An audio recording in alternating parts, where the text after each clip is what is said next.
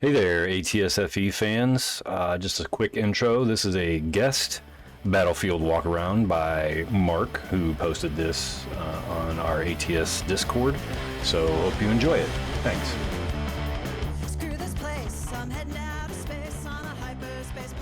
Greetings, this is Mark, giving a little bit of a walk around on the new critical hit ATS game, Bay of Pigs 1961.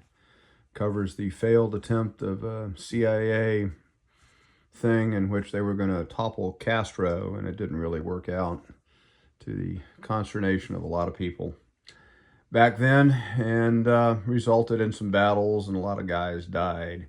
Anyway, the module is a classic ATS. You can tell that by the kind of logo they've got there.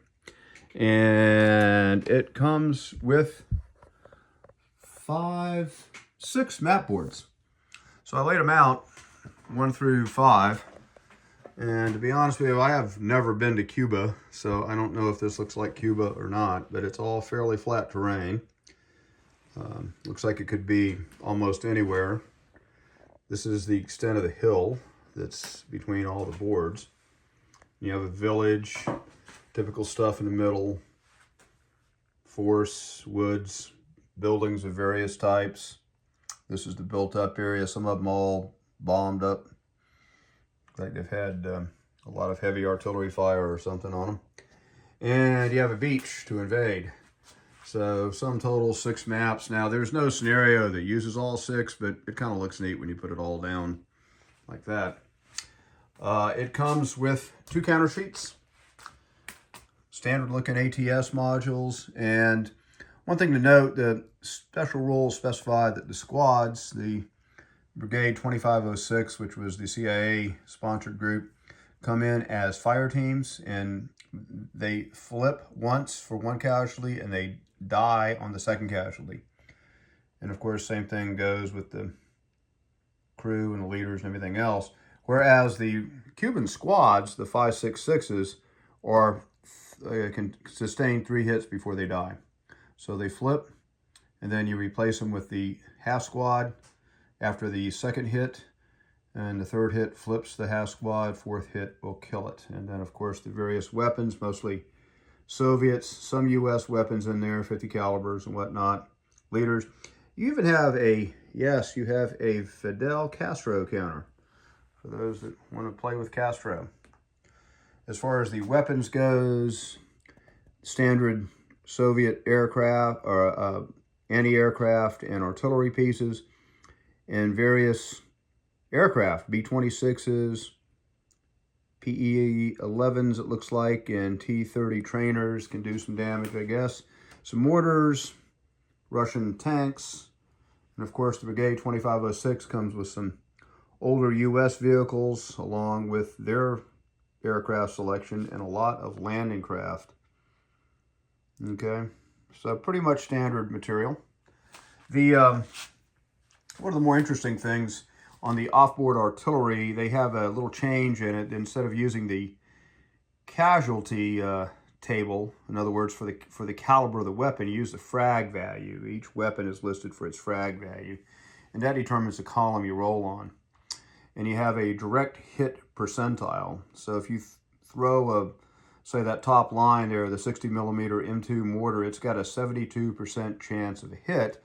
Well, if you roll a 36 or below on a D100, you're going to have a direct hit, which, and according to these rules here, will allow you to double the frag factor from 8 to 16, so it can cause some additional damage.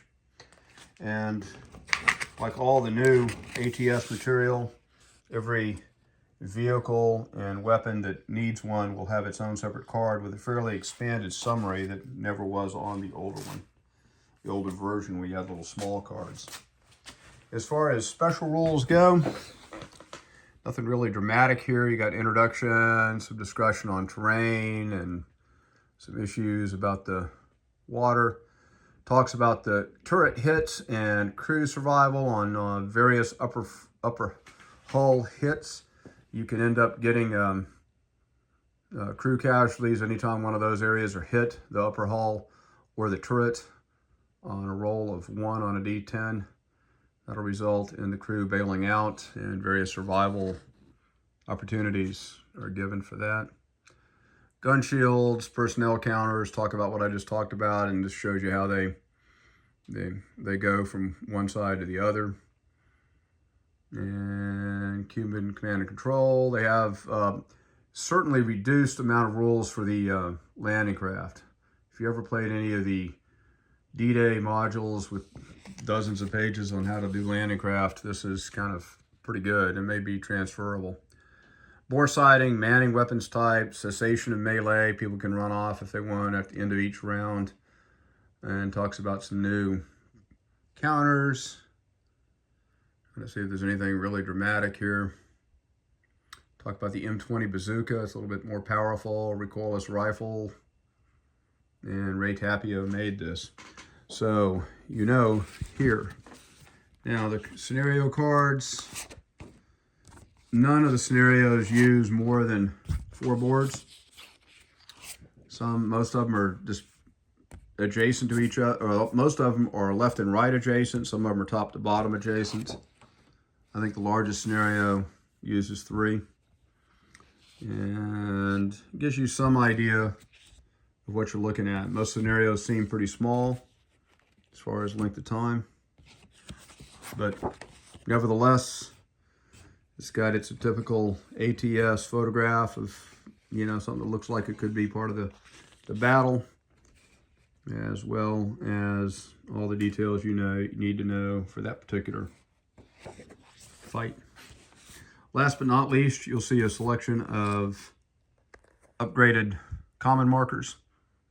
So I have to peruse these to see how they affect various items. They could just be updates of what I already have, or they could be new things showing, but I'm not sure exactly yet. I haven't read and played any of these, obviously. But it doesn't look bad. Overall, I'm not terribly unimpressed with it. I think this has some gaming possibilities. Whether Brigade 2506 was ever as potent as this game may make it out to be is hard to say, but you know, with Fidel in the game, it could be interesting. Anyway, thanks much.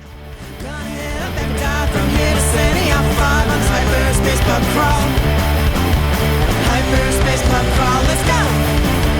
Hyperspace pub crawl.